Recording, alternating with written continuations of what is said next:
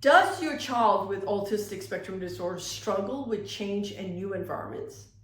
Have you found that as a family, you've not been able to go out socially to have a meal outside at a restaurant because your little one struggles with the new environment and change? Wondering, is there any way to help your child learn to adapt and accommodate to new environments? Hi there, it's Neesha from Sydney Kids Physio.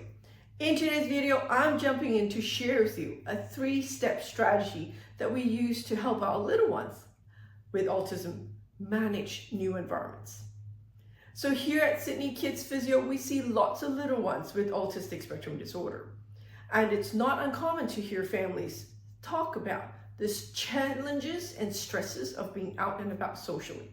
Many families stop going out socially because their little one just does not cope well in a public environment, full of change, full of different people, full of overwhelming stimulus. So I thought I would jump in and share with you the 3-step strategy that we use to help our little ones learn to adapt and accommodate change. The first strategy is behavior management.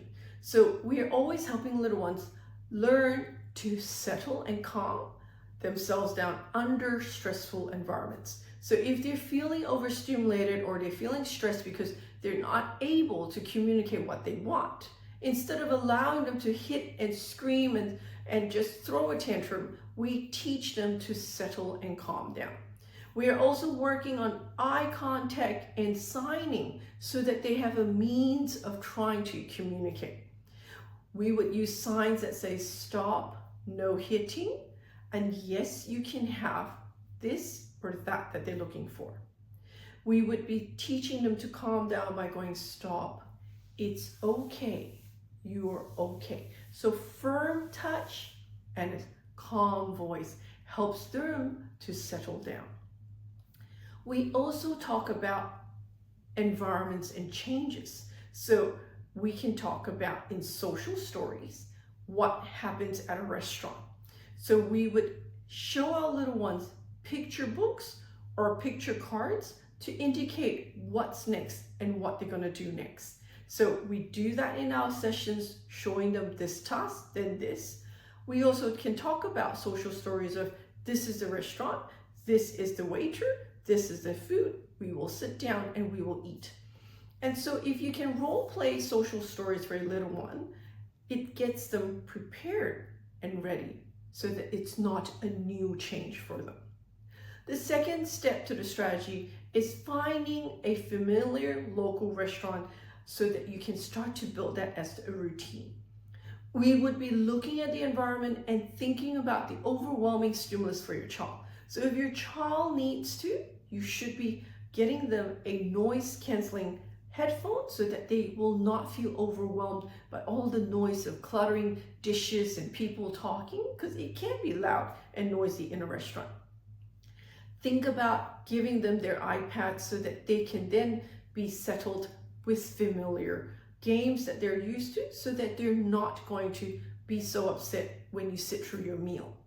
We encourage you going to a local restaurant where you know the people there so you can make it part of your routine, stopping by for a chat so your little one gets to know the environment, gets to become familiar with the faces. And importantly, pick a restaurant that has food that your child is used to eating. And that might be, you might have to get some takeaways to begin with so at home they can feel familiar to the food that they will be eating at the restaurant. And finally, the third step is to allow yourself some break. So if your child is having a stressful moment within the restaurant for a moment, feel okay to take them out for a bit for a walk to help them calm down. And at the worst case scenario, know that you can have a plan B, which is you might have to take away the food and go home and not feel upset about it. Because half the time when we work ourselves up, disappointed and frustrated, and we couldn't sit down for a meal, that adds to the anxiety of everyone involved, including your little one with autism. So be prepared that there might be some situations for a few goes, you might have to end up finishing your meal sooner and leaving the restaurant. But always make sure that if you do leave, that your child is knowing that they have to calm down and we are finishing the meal and going.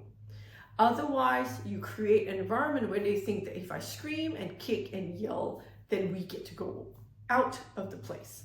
So we don't want that, but we do want to manage that it doesn't build to that environment whereby they're screaming and yelling. So we really need to calm them down. And if you see that they're starting to escalate, that's time to exit before it really becomes a big tantrum.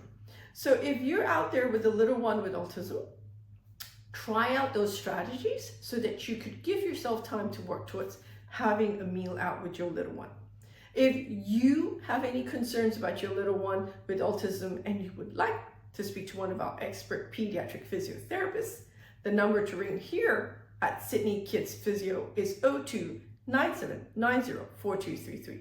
And if you know somebody out there who has a little one with autism and they're struggling to get out of their house socially, why don't you like and share this video with them? Until next time, have a wonderful day. Bye.